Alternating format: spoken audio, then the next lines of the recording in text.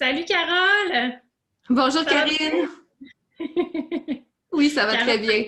oui, donc en fait, là, on va se faire une petite entrevue.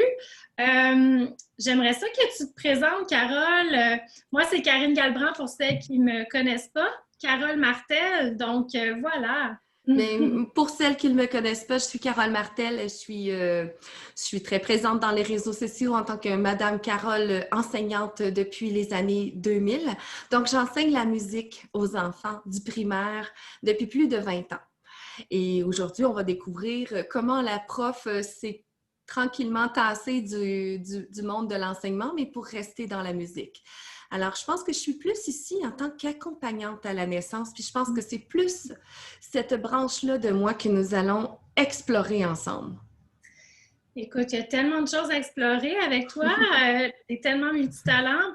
Ben voilà, je me présente aussi. Donc, je suis consultante en lactation, je suis naturopathe aussi. Et puis, j'ai été soignante très longtemps dans le réseau de la santé, dans le domaine de la maternité, périnatalité, obstétrique et tout ça. Et puis, en fait, mon parcours, c'est un peu ça. Je me suis formée en tant que consultante en lactation et à travers les années également comme naturopathe, périnatale plus spécifiquement, mais naturopathe quand même générale aussi au terme de quand même 4 ans d'études à temps plein, fait sur du temps partiel en même temps d'être maman. Ben oui, Donc, c'est vrai, c'est vrai. Toi, tu as un tout petit quand même, c'est tout petit à travers tout ce que tu as accompli. Tu as aussi ton merveilleux rôle de maman qui est accompli à merveille. oui, exactement. Donc, c'est ça, les deux, on a des points communs. Toi, les deux, on a été dans le réseau, hein, le réseau Mhm, public. Toi, dans c'est le réseau vrai. public de l'éducation. Oui, comme Moi, enseignante. en tant qu'enseignante et moi, dans le réseau public de la santé, en tant que soignante. Donc, je me demandais, en fait, pourquoi, quelle était ta raison d'avoir quitté ce réseau? Oui, c'est un réseau que j'ai quitté bien malgré moi. Je te le dirais que c'est pas un deuil qu'on peut faire, hein. On peut pas avoir été passé toutes ces années-là à vouloir devenir enseignante, puis là, après ça, mettre ça.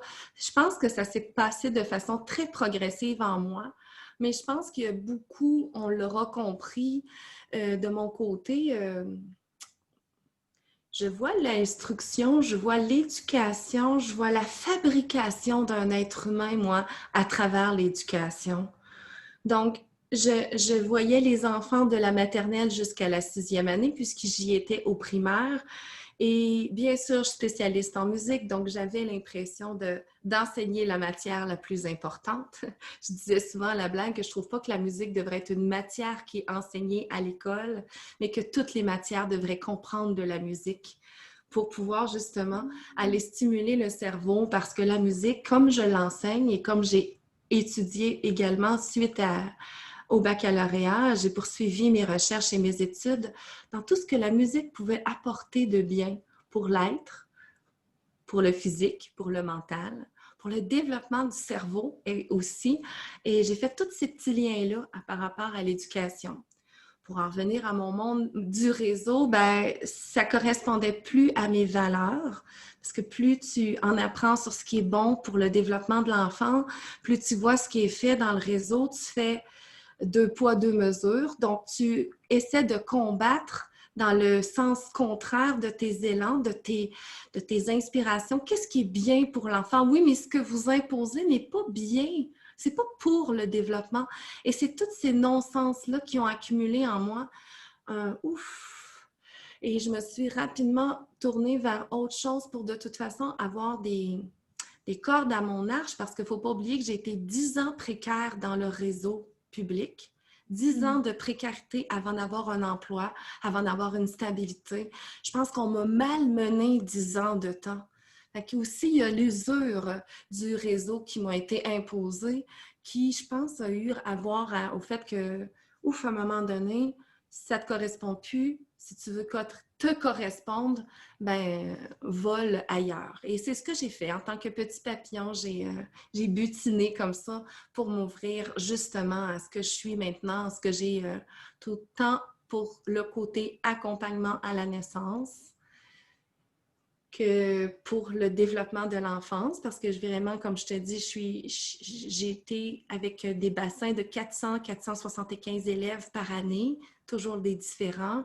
Et je pense que j'ai eu pendant ces années-là des bassins d'enfants à étudier, puis je me suis questionnée sur leur alimentation, sur les produits toxiques, sur la médication.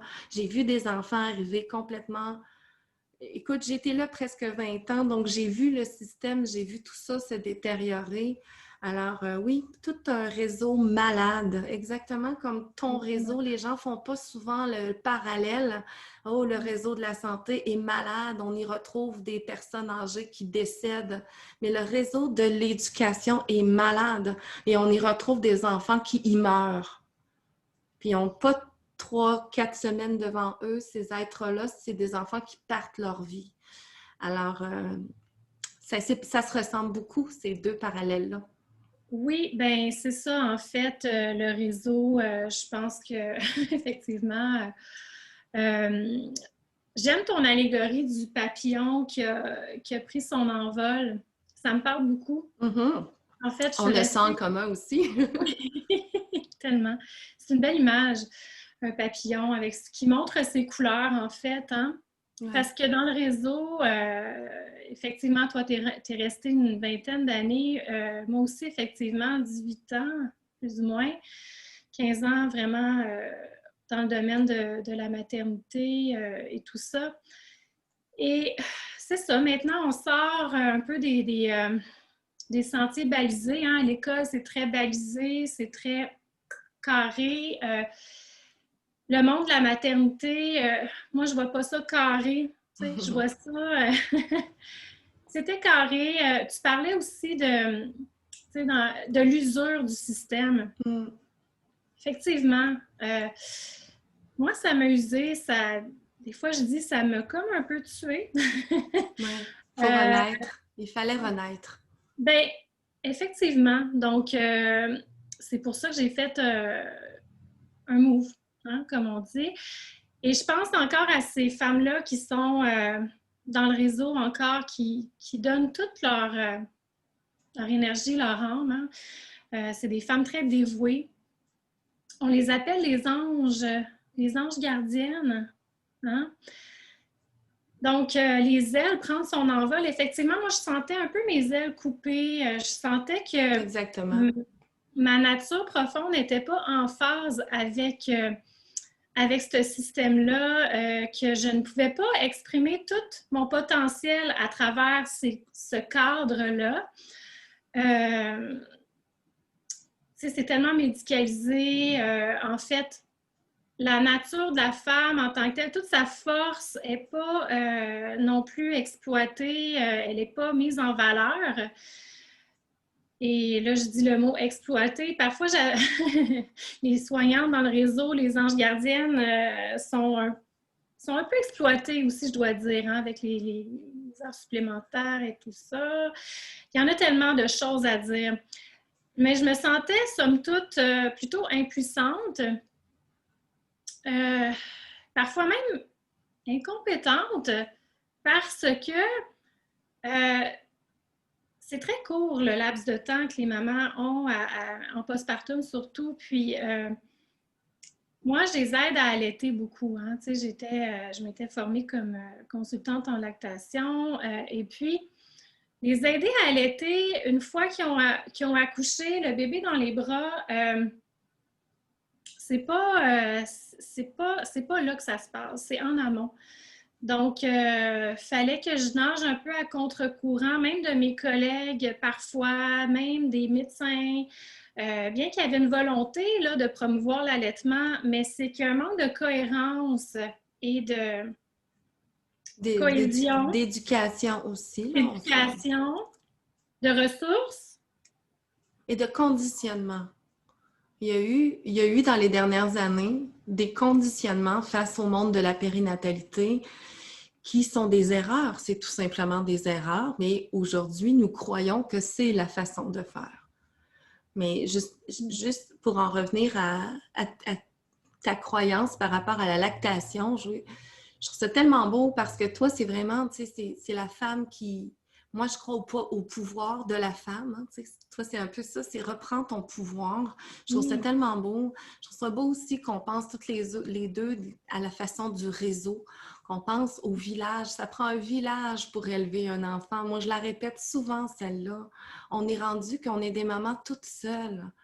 Tu sais, les On est réseaux tout sont seul. défaits, les villages n'existent plus, les matantes, on les voit presque plus. Il y avait le village, il y avait la sage-femme, il y avait les femmes qui se... Tu sais, il y avait la maternité, il y avait l'accouchement, il y avait le cérémonie, puis il y avait tout ça dans le confort de ta maison. Tu sais, il n'y avait aucune médicalisation. On est vraiment du même âge toutes les deux, on a des passions qui se ressemblent. Ça vient vraiment peut-être du fait que on est né à l'hôpital, mais nos mamans, elles ne sont pas nées à l'hôpital. C'est vraiment un monde médicalisé depuis très peu de temps. C'est pour ça que moi, quand j'ai accouché de mon enfant, le plus jeune qui a aujourd'hui 18 ans, je peux enfin en parler parce que c'est mon employeur qui était le réseau public qui m'a laissé travailler à l'époque malgré la 5e maladie. OK. OK? Toutes les commissions scolaires de l'époque étaient protégées, sauf la mienne. Donc, j'ai eu un enfant avec des difficultés. J'ai tout eu. Donc, j'ai connu l'accouchement dans un réseau de santé malade. Puis, il fallait que je mette au monde un enfant qu'on avait déjà hypothéqué parce que mon employeur ne m'a pas protégée de la 5e maladie. OK. Si j'avais été enceinte de 20 semaines, j'aurais avorté, mais j'étais enceinte de 27 semaines. La secrétaire, elle a dit « Ah, je me suis informée, puis tu n'avortais pas. » Fait qu'ils m'ont laissé travailler toute la semaine dans un milieu infecté. J'étais enceinte. Fait que là, j'ai connu l'enfant. Puis je pense que c'est pour ça, moi, que tout mon monde de la maternité a explosé. J'ai vécu un accouchement extrêmement dramatique. L'hôpital où j'ai accouché mon enfant, qui écoutait les protocoles, ont failli tuer mon enfant. Donc, c'est allé jusqu'à Sainte-Justine. C'est allé avec des problèmes immenses. Mais je pense que mon besoin d'être accompagnante à la naissance m'est venu de cette grande épreuve.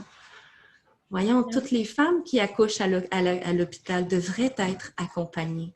Ça devrait être... C'était comme ça avant. On n'avait pas à avoir de conversation entre deux femmes passionnées pour dire à toutes les mamans comment qu'elles doivent se coucouner, comment qu'elles doivent vraiment être accompagnées. Et c'est pour ça que là-dessus, je trouve que ton réseau, tout ce que tu nous aides, tout ce que tu nous proposes avec tes connaissances, tes ressources, c'est merveilleux. J'aimerais ça qu'on en parle un petit peu. Des fois, c'est un peu gênant de parler de nous, là, mais parle-nous de ça. Il ne faut plus que les femmes enceintes soient seules. Ouais, Elles se doivent d'être accompagnées, puis tu offres un service extraordinaire. oui, l'accompagnement à la naissance, ça devrait être, oui, plus de femmes devraient y recourir. En effet, je suis aussi reconnue comme accompagnante à la naissance, mais moi, Mais surtout, c'est après, toi. ben, c'est tout ce qui accompagne, mettons, c'est plutôt l'accompagnement à la naissance d'être maman. Donc, être maman, ça se prépare. J'aime Okay? ça, oui. On se prépare beaucoup pour accoucher. Tu sais, ça nous fait peur, hein, des fois, parce qu'on a perdu un peu notre pouvoir, notre corps, des fois. Là, tu sais, on a besoin d'être plus dans notre corps. On a perdu cette connexion-là avec notre nature, on a tellement de pouvoir, les femmes.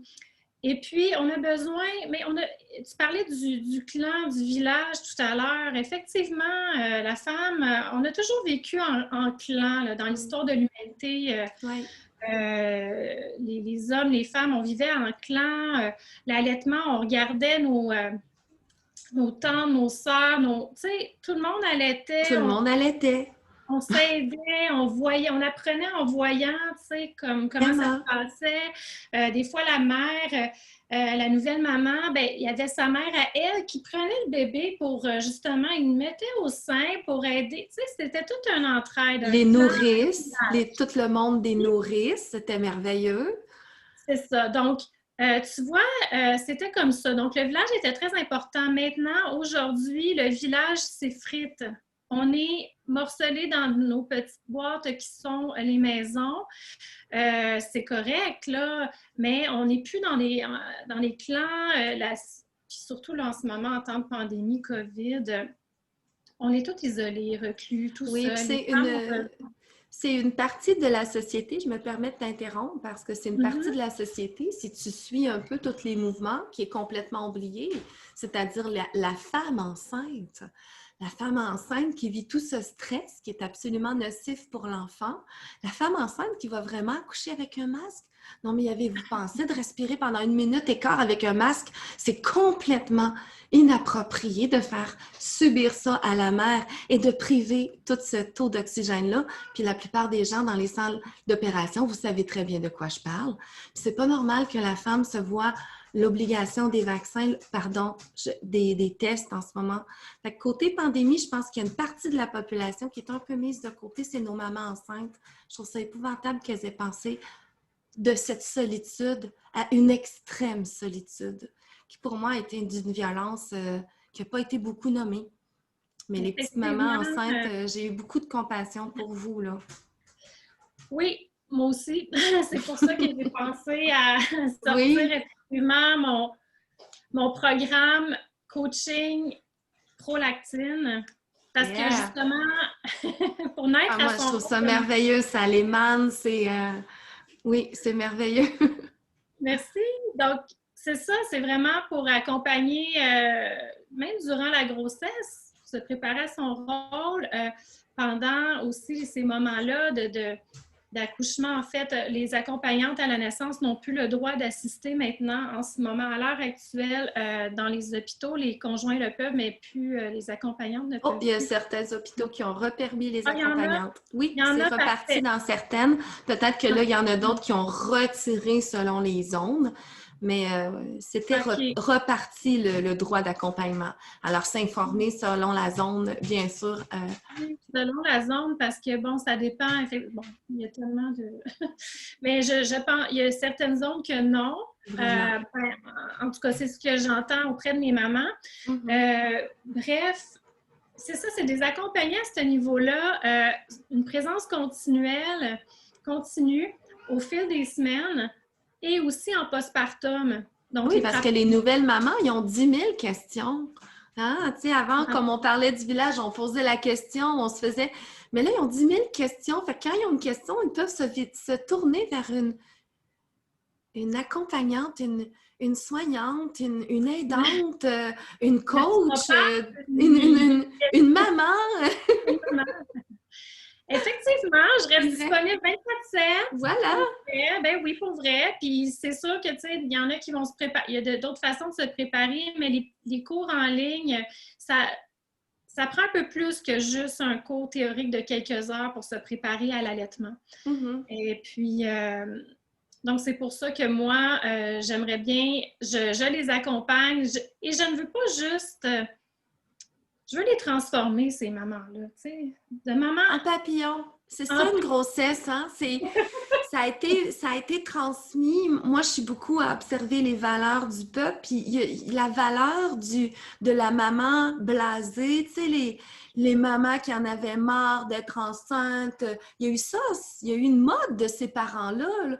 Hey, moi, si je donne 30 minutes de temps à mon enfant par jour, c'est une mauvaise valeur qui a été véhiculée encore une fois par nos médias. C'est quelque chose qu'on aurait dû tasser de là. Être mère, c'est un marathon. Être mère, c'est notre épreuve. Nous devenons un être femme et puissante. On trouve notre légende grâce à l'accouchement. Laissez-nous vivre nos contractions. Laissez-nous les vivre tranquilles.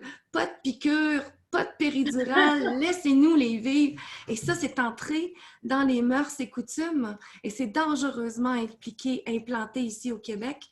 Et je te dirais même que Michel Audin, le grand obstétricien qui est devenu sage-femme plus tard, dit que d'ici 25 ans, la femme va perdre la capacité de mettre au monde un enfant.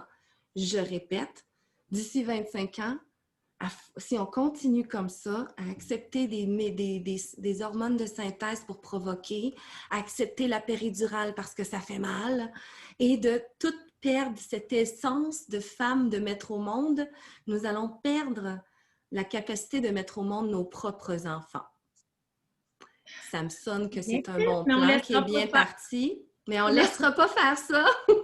non, non, C'est pour non. ça que mon combat, quand je suis devenue accompagnante à la naissance, c'est tout de suite tourné vers ça. L'éducation aux mamans, Ouais. l'éducation aux parents. Ils se doivent de savoir tout ça, puis ils se doivent surtout d'avoir des alternatives. C'est ça qu'on a Oui. complètement caché pendant les dernières années. On ne fait que voir l'alternative médicale, l'hôpital, bien sûr. À ce temps, les mamans disent, c'est sûr que j'accouche à l'hôpital. Moi, dans mon temps, je n'ai pas accouché à l'hôpital. J'avais 23 ans, puis j'ai choisi de ne pas accoucher à l'hôpital. J'ai eu la chance de... J'ai eu cette chance. On me l'a offert à l'époque, mais si j'avais eu un enfant 3 ans plus tôt, j'aurais été obligée d'accoucher à l'hôpital. Mais ce n'est Ouais. plus obligatoire. Les mamans doivent le savoir. Vous pouvez choisir votre façon de mettre au monde l'enfant. C'est ça qui est merveilleux. Puis de se respecter, puis de se faire des cérémonies qui nous ressemblent et qui nous rassemblent parce qu'on devient un papa, une maman avec un bébé, on devient une famille. Alors, c'est un merveilleux moment à vivre dans la sérénité, bien sûr. Oui, Mais les effectivement. accompagnantes sont là. Moi, je fais chanter, tu vois. Moi, je fais chanter la maman tout au long de sa grossesse. Je prépare sa respiration, je prépare le mental, je prépare le corps, je prépare l'accouchement et la douleur. Et je fais chanter tout au long de la grossesse pour que se passe un accouchement sans médication. C'est merveilleux. Ah, c'est vraiment super. T'es multitalent. C'est ça, t'as ça aussi dans ton. C'est une de tes cordes à ton arc, justement. T'es comme une guerrière de la maternité, tu sais. Et t'as plus d'un tour dans ton sac, justement. Accompagnante à la naissance, enseignante aussi. Et puis, tu t'es orientée vers le champ prénatal. Oui, Et la puis, psychophonie est arrivée la dans ma vie psychophonie. assez rapidement parce que puisque Oui. j'avais étudié toutes les pédagogies de Montessori, les pédagogies de Jacques Dalcroze, j'avais étudié l'euthanie. Moi, j'ai des études universitaires qui m'ont porté vers le post-universitaire et j'ai rapidement été vers la psychophonie, qui est une science des années 1960 qui a été brevetée par Marie-Louise Aucher. Mais dans le fond, ce qu'elle fait, c'est qu'elle utilise le son, et je vous apprendrai rien. Moi, je crois en l'être, en cet être de lumière, en cet être de vibration qui est créé de vibration. Donc, on peut faire... Marie-Louise a trouvé qu'on pouvait. Elle a trouvé dans son corps, c'est une chanteuse, que lorsqu'elle produisait des sons, elle les ressentait dans son corps, mais dans des endroits précis. Là, tu vas me dire, ben oui, mais tout le monde sait ça. Ben oui, aujourd'hui, on a des appareils électromagnétiques, on a toutes les pinouches à la tête, on le voit maintenant. Mais elle l'a trouvé dans son corps. Elle l'a trouvé Ben, par c'est vraiment résonance. génial parce que Ouais. c'est comme un lien entre aussi la spiritualité et tout ça, puis les Ah, chakras complètement, aussi. complètement, parce que je me suis Ça. pris de ma psychophonie, puis je suis allée vers, par exemple, l'hindouisme, le bouddhisme, les médecines chinoises, tout ce qui est alternatif. Comment qu'on soignait avant que la médecine, 1890, que la médecine est arrivée à peu près, les messieurs avec le blues, puis qui ont dit, nous autres, on possède la sagesse et nous allons soigner. Mais avant, on ne soignait pas, on prévenait.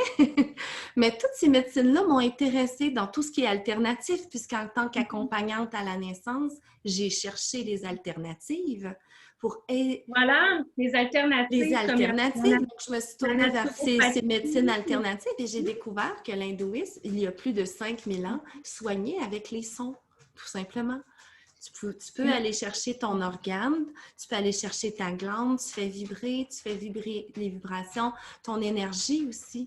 Ton énergie, la maladie, on est en train de le découvrir par les grands chercheurs et on le découvre beaucoup avec qu'est-ce qu'on fait comme avancée dans le COVID. Il y a plein de monde qui font des recherches puis ils découvrent c'est quoi le virus. Ben, ça se pourrait que tu aies tellement peur de l'attraper que tu le développes. Ben, moi, j'y crois en ça parce que c'est ce que j'enseigne dans la guérison.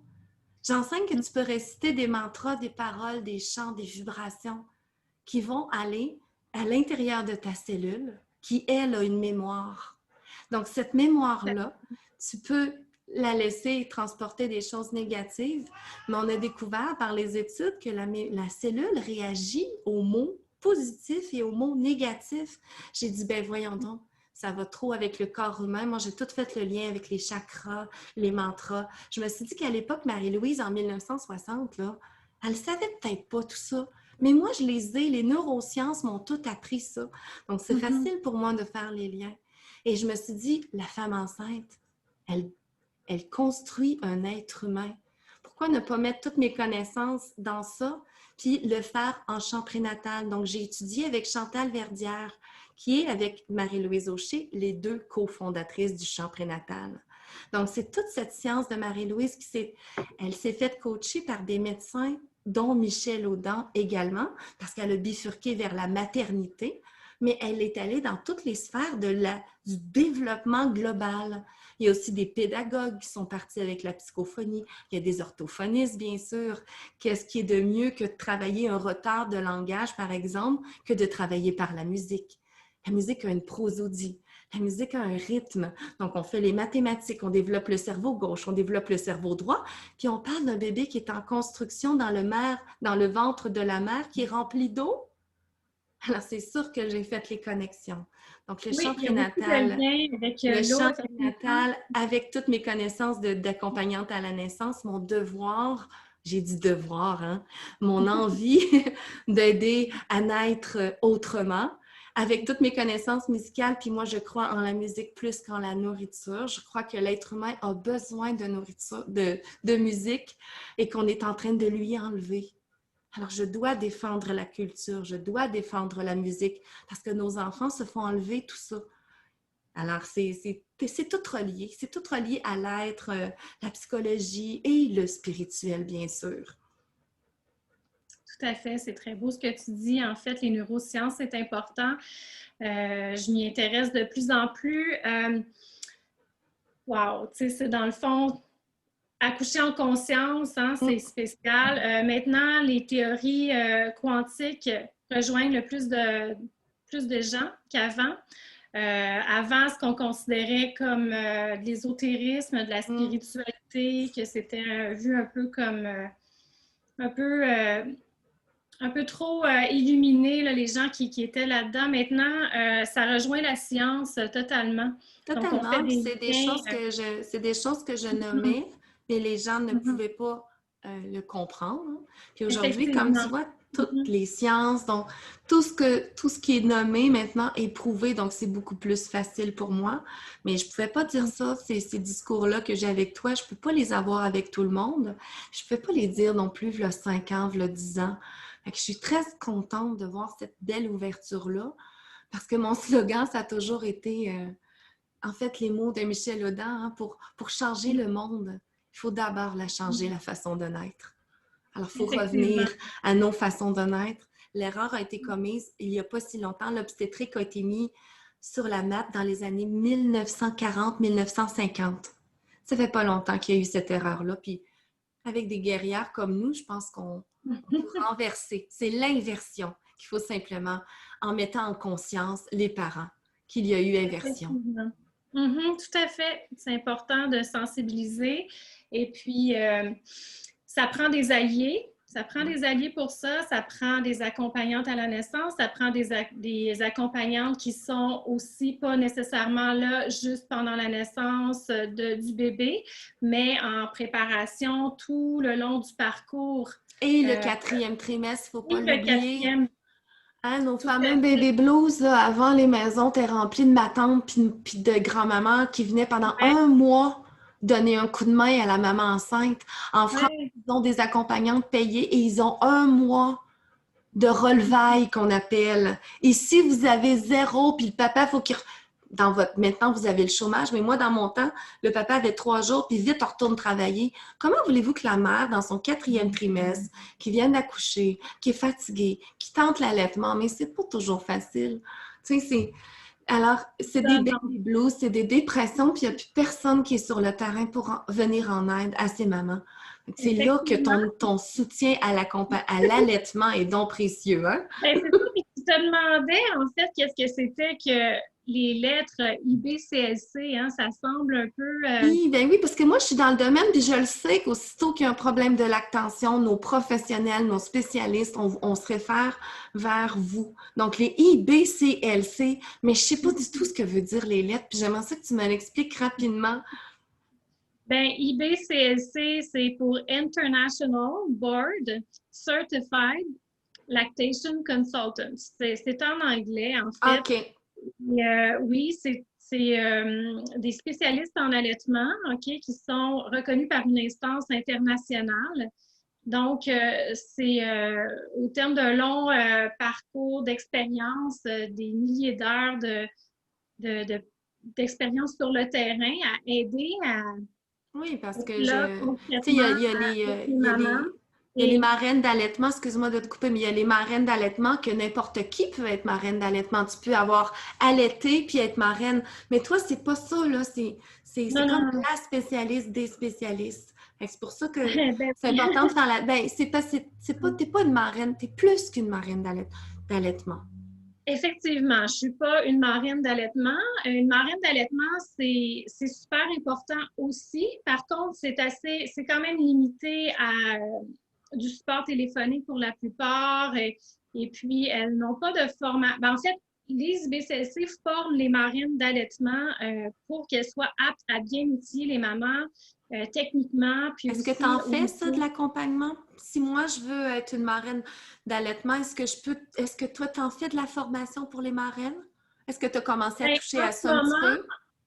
oui, mais en ce moment, ce que je fais, c'est vraiment, je me concentre sur la maman. Parce qu'actuellement, ils ont besoin. Ils ont besoin Oui, d'allier. Moi, je suis là. Et puis, c'est vraiment sur elle que je me dévoue toute mon énergie puis mon focus actuellement. tu fais Donc, bien. oui, j'ai participé à des formations avec les marraines et tout ça, mais en fait, c'est ça. Donc, ce que je voulais dire, c'est qu'elles ont une formation quand même de base, mais un peu plus poussée que la plupart des gens. Là, évidemment, là, pour être marraine, il faut avoir des connaissances, mais ça reste au niveau du soutien affectif, ce qui est très important. Mais ce n'est pas suffisant pour parfois régler certains troubles d'allaitement. OK? Ça prend vraiment des connaissances très spécifiques. Puis moi, dans ma pratique, en voyant tous ces problèmes-là, on m'appelle souvent pour venir solutionner une problématique très criante quand elles souffrent. Bien Moi, sûr. non, c'est ça, je suis un peu tannée de les voir souffrir comme ça. Je veux pouvoir prévenir tout ça. Être là dès le début. Être là dès le début, puis une consultante en lactation, son rôle n'est pas seulement que de solutionner des problèmes techniques, c'est de promouvoir l'allaitement, c'est de préparer les mamans de la grossesse jusqu'au sevrage naturel qui se fait entre 2 et 7 ans. OK? Là, c'est sûr que mon programme ne va pas. Bien, on peut venir me voir éventuellement au cours, comme je suis naturopathe de famille, donc on vient Ben me oui, voir en à plus. tout âge. Mais en fait, ce que je fais, ma méthode prolactine, c'est vraiment spécifiquement les mamans qui sont dans leur tout début là, du quatrième trimestre et même le deuxième, troisième trimestre de leur grossesse pour les soutenir davantage. Donc, vraiment avec des suivis personnalisés, des coachings aussi en groupe, parce que c'est en groupe qu'on apprend. Ben oui. C'est en regardant les autres, comme je disais tantôt, avec aussi des Ça capsules. crée la communauté aussi, c'est Créer la apprécié. communauté. C'est ça, parce qu'il y a trois aspects là, pour réussir son allaitement. Il y a bien s'entourer, Oui. il y a la préparation et il y a l'accompagnement. Il y a être guidé là-dedans. Et moi, bon, comme naturopathe, évidemment, là, on parlait tantôt de nourrir, de se nourrir, tu sais, de se nourrir avec les sons, les vibrations, tellement important. D'ailleurs, c'est quelque chose que j'expérimente beaucoup ces temps-ci, avec toi aussi. Donc, mais nourrir aussi physiquement avec l'alimentation, pour moi, c'est primordial, c'est essentiel parce que on est fait de ce qu'on mange. Dis-moi ce Oui. que tu manges et je te dirai qui tu es. Donc, c'est La pour moi, c'est maman enceinte, tu sais, elle construit un être elle compte. humain. Je pense que l'alimentation doit être au centre au centre. Tu sais, c'est beau parce qu'elle construit un être humain puis elle fait attention à ce qu'elle mange. Donc, à tous les repas, elle fait de son mieux pour le développement du cerveau, pour le développement de ses cellules. Moi, je trouve que le côté alimentation est une très belle partie de la grossesse. C'est un beau volet, puis Oui. je suis contente d'amener mes outils pratiques et concrets pour les aider vraiment dans leur quotidien. Puis avec mes alliés, on parle d'alliés, mais mes alliés les plantes, mes alliés les huiles essentielles, mes Mm. alliés... Il y a tellement d'outils en naturopathie. Puis ce qui fait partie aussi de la naturopathie, c'est la spiritualité. Ah, tiens, toi aussi. Ben C'est oui, drôle qu'on retourne là. gardons ça parce qu'il y a plusieurs piliers à la santé, tu sais, il y a Oui. plusieurs piliers. Et puis, la santé, ce n'est pas de patcher des bobos comme on le fait dans les hôpitaux ou dans le Mm. réseau. C'est très bien aussi, là, mais il y a moyen de faire autrement avant aussi d'en arriver là. Et puis, avec Mère Nature, Maman Terre, qui souffre un peu en ce moment, hein, on la néglige, on la nourrit pas bien, bien. On... Ben moi, côté énergie, je dirais qu'on ne vibre juste pas assez dans la joie. OK? Même si Aussi. c'est dur, qu'est-ce qu'on vit? Même si c'est dur, qu'est-ce qui se Hein, passe tout le temps autour de nous? Trouver des moments pour mettre ça de côté, puis revenir dans la joie. C'est comme ici. une fois par jour. Observez-vous, puis c'est important pour Mère Terre, les vibrations sont très basses, puis je nous comprends, puis à toutes les sphères de notre vie, on a tous des raisons d'avoir peur en ce moment, puis c'est voulu. Fait que, ouf, on se ramène dans le neutre, on commence par l'acceptation, puis après ça, on s'occupe de ce qu'on peut changer, puis vite, on chante, parce que nous mettre dans la... Quand on chante, là, aussitôt que tu pars une toune, là, tu tombes immédiatement dans les fréquences vibratoires de la joie. Donc, C'est génial. ouf! Tu montes juste un petit cran, juste assez. Fait que chanter, chanter, chanter, chanter pour le bébé. Justement, on bifurque un petit peu, mais tu disais que moi, je m'occupe beaucoup de ce qui est à l'extérieur, puis tu me donnes le goût de revenir à la maternité. Parce que je fais beaucoup d'enseignements pour les spécialistes comme toi, les accompagnantes, les sages-femmes, à enseigner le chant prénatal. Mais j'ai tellement plus envie, tu as raison, de le donner aux mamans. C'est mon alarme. Fait que je vais te laisser la parole 2 petites secondes. Moi, je vais aller éteindre tout ça pour pas que ça nous dérange, mais je te reviens tout de suite. Poursuis. Oui, tout à fait. Ben, en fait, je disais, c'est important, effectivement, d'être dans la joie, de se connecter à son cœur, d'écouter son cœur et puis de raisonner avec qu'est-ce qui... Coucou! Je m'en allais chanter. Je me disais, bon, ben, Ah, bon, je suis on revenue va, trop tôt. on va chanter. Bon, ben, en fait, c'est ça. On voulait faire une courte entrevue. Finalement, on a jasé, Ah jasé. oui, on va vous en faire d'autres parce que Avec on le a... soleil qui plombe un petit peu sur... ça va. Ah oui, des fois, tu étais mystique, tu parlais, puis on te perdait. Je dis, ouh, il y a des belles... tu étais mystique. Ben, c'est ça, mais en fait, j'aimerais ça qu'on fasse le cadeau à mes mamans de toi aussi dans mon groupe Famille en santé naturellement. Ah Euh, oui, ben oui, pourquoi pas. bonne Et idée. aussi dans mon programme Prolactine, je te fais une place. T'es mon cadeau. On va faire chanter plein de mamans pour réenchanter le monde de demain. C'est une excellente idée.